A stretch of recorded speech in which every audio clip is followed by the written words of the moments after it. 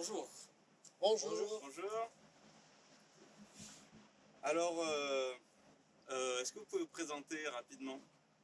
Alors, je suis Marc Marty. Je suis enseignant au campus Georges Méliès. Je suis responsable pédagogique du Master Magique, mais je ne suis pas là pour ça. Je suis un grand fan d'apnée en mer et d'apnée en piscine. Je suis aussi chasseur sous-marin. Comment est-ce que vous pourriez définir votre activité? C'est quoi, une activité sportive ou un loisir? Ah, c'est une bonne question. Euh, je crois qu'il y a les deux. Pour moi, c'est d'abord une activité de loisir, en fait, parce que très tôt, j'ai été attiré par la mer, j'ai grandi en bord de mer. Et en fait, j'aime être dans l'eau et sous l'eau, mais pour arriver à faire ça, disons, pendant assez longtemps, il faut aussi maintenir, on va dire, une certaine condition sportive. Donc, c'est sportif, mais c'est du sportif pour pouvoir faire le loisir, en fait, pour moi. Je cherche pas la performance, on va dire. Et depuis quand pratiquez-vous cette discipline? Alors, je pratique l'apnée en tant que chasseur sous-marin depuis que j'ai 19 ans. Donc, c'est-à-dire, ça fait très très longtemps maintenant, puisque j'ai 57 ans. Donc, je vous laisse faire le calcul. Et j'ai commencé après l'apnée, on va dire, spécifique, avec de l'entraînement en piscine et puis quelques petites sorties en mer, il y a une quinzaine d'années. Ok. Est-ce que vous pêchez le long de la côte ou vous allez plus loin en bateau? Ça vous arrive? Alors, je pêche à la fois le long de la côte. Ça m'arrive de faire des sorties, comme on dit, entre chasseurs sous-marins à la palme, c'est-à-dire on part, on n'a pas de bateau et on descend, on se met à l'eau dans un coin, et puis on pêche dans un sens, puis dans l'autre, on ne s'éloigne pas trop de la côte évidemment. Et je pêche aussi en bateau avec un collègue en fait, très souvent donc c'est des sorties à deux. Et là, on parcourt pas mal ce qu'on pourrait appeler la baie de Cannes au sens large, c'est-à-dire plus ou moins un peu plus loin qu'ici vers l'ouest et de l'autre côté jusqu'au Cap d'Antibes. Comment vous y prenez pour attraper une proie? Est-ce que vous vous camouflez dans l'environnement et ça prend à peu près combien de temps? Alors oui, le principe reste quand même celui du camouflage dans l'environnement et disons de la discrétion qui précède le moment de camouflage. C'est-à-dire il faut être assez silencieux en surface et il faut faire une descente qui soit silencieuse. Le principe, ça reste de surprendre le poisson en se cachant. C'est très rare de prendre un poisson quand on n'est pas caché, en fait. Donc vous faites corps avec la mer, en fait. Vous devenez vous-même un poisson. Il y a un peu de cette idée-là. Enfin, si on devient un poisson, on est plus une baudroie qu'un thon, puisque les baudroies se posent au fond et attendent que les proies arrivent pour les manger, alors que les thons les poursuivent à la nage. Donc ça, nous, on ne peut pas le faire. Les poissons nagent plus vite que nous.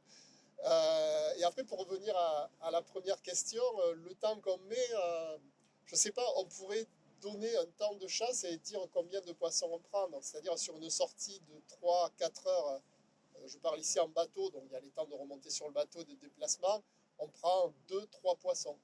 Voilà, donc ça vous donne une idée à peu près Est-ce que vous avez besoin d'un appât ou pour Non, les appâter ou c'est vraiment non, non, on n'a pas besoin d'appât. C'est vraiment en fait le poisson sur la circulation. Et même si par exemple on essaie de ne pas faire de bruit, on déplace toujours de l'eau en fait quand on bouge.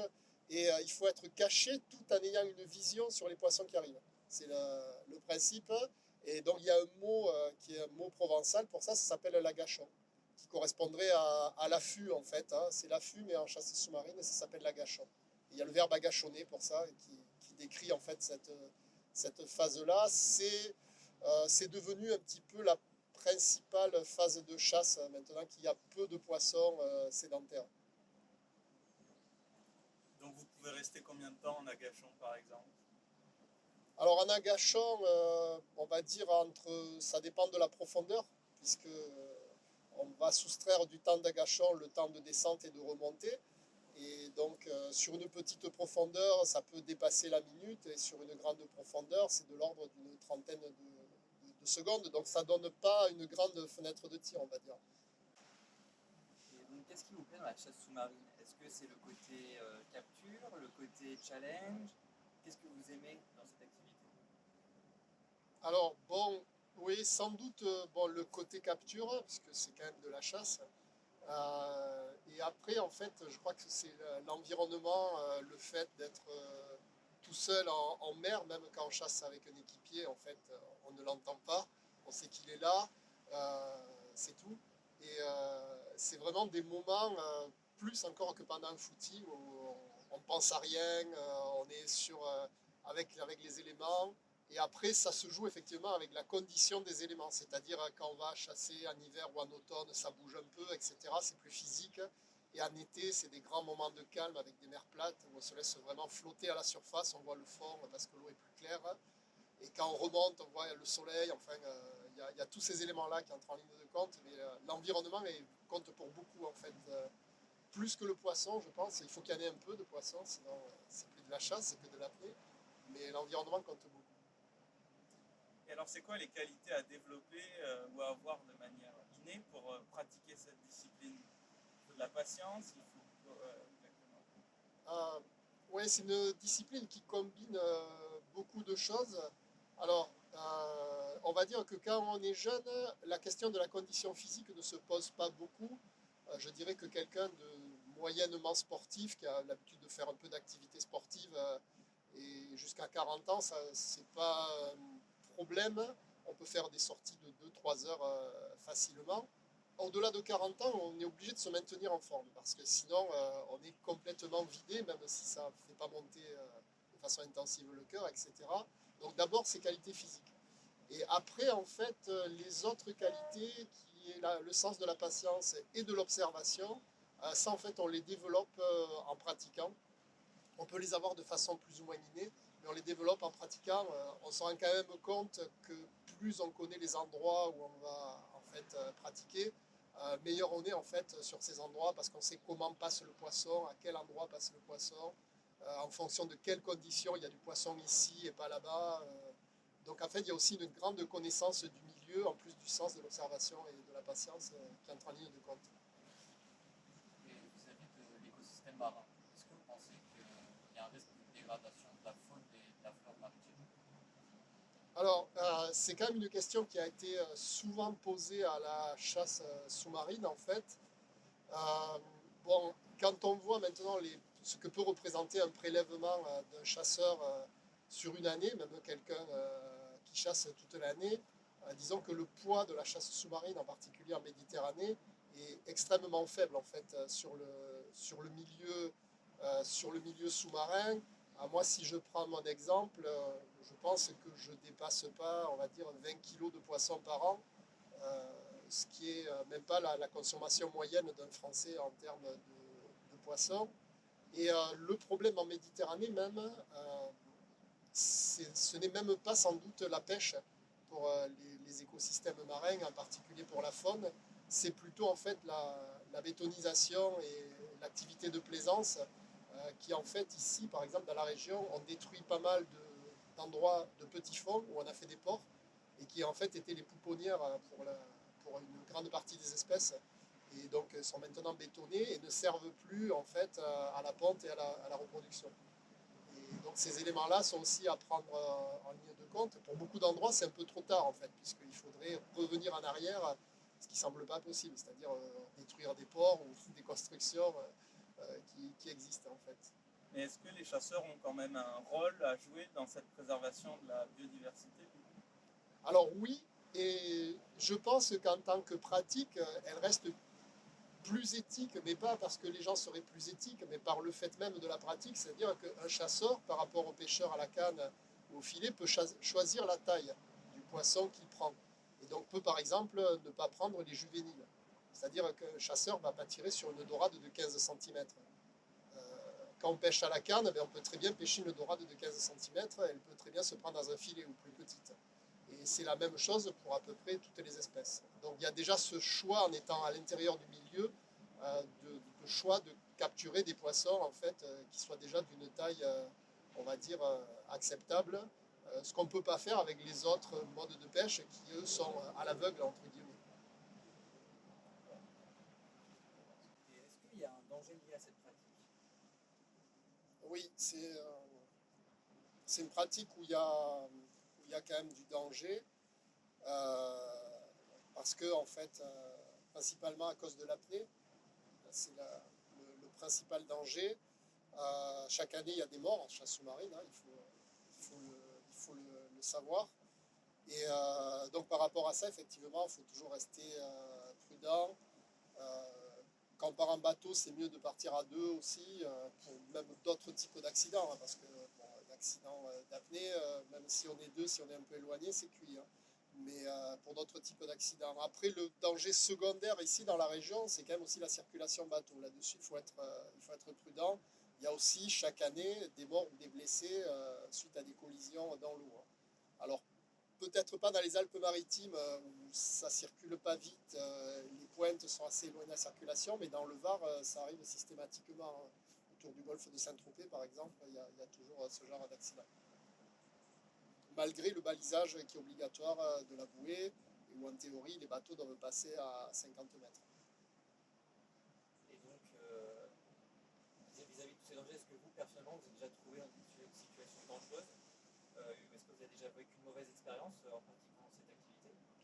Alors, principalement sur la circulation bateau. Ça a pu arriver d'avoir des bateaux qui passent un peu trop près, on va dire. Sinon, non, au niveau accident d'apnée, non. J'ai des connaissances qui sont mortes, des gens que je connaissais, pas des connaissances intimes, quand j'étais dans un club dans le Var.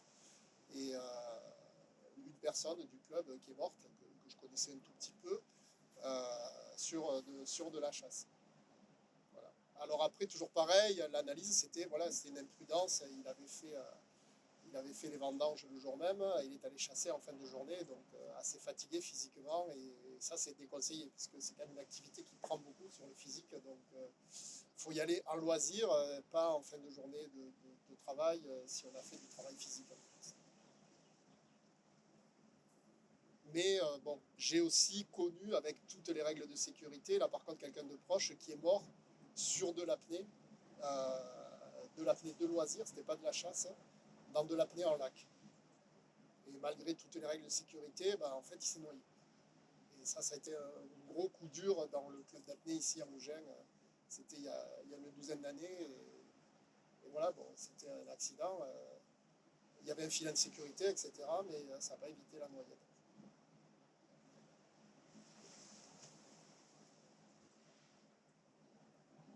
Est-ce que c'est plus qu'un sport pour vous? Ouais, c'est beaucoup plus qu'un sport, c'est vraiment une passion en fait, parce que ça fait vraiment très longtemps que je fais ça. Et en fait, d'une certaine façon,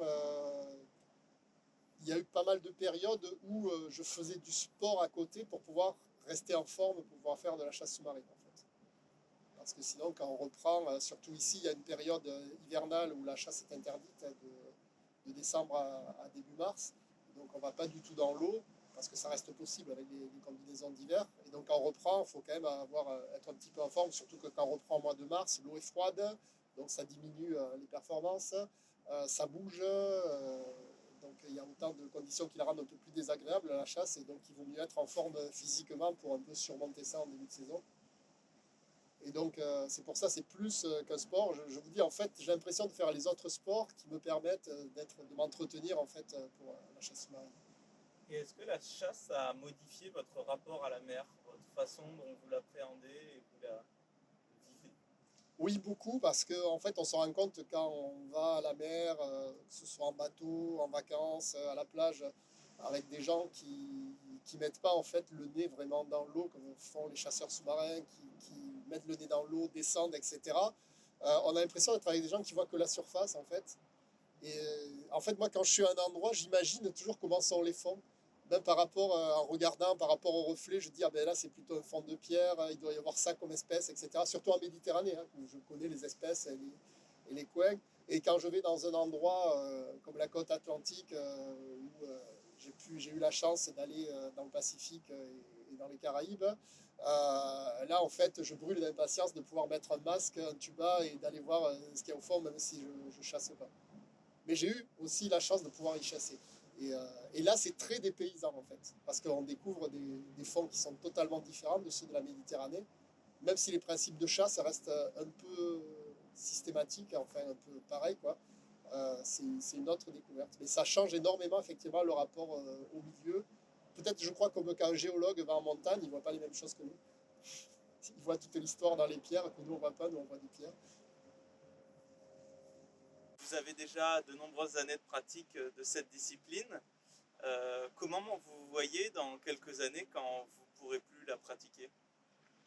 Alors, c'est quelque chose à quoi j'essayais de... Je ne sais pas si c'est de ne pas penser. J'ai l'impression que c'est pas dans quelques années, en fait, que je vais m'arrêter, que ça sera beaucoup plus loin. Il y a de vieux chasseurs sous-marins que même j'ai eu la chance de rencontrer, en fait, et qui ont continué jusqu'à 70 ans passés. Quand j'étais en club dans le Var, il y avait le père d'un des collègues qui était dans le club qui continuait à chasser à 72 ans, qui avait adapté sa pratique. En fait, il faisait que de la chasse très tôt, dans très peu d'eau, en fait. Il faisait presque plus d'apnée.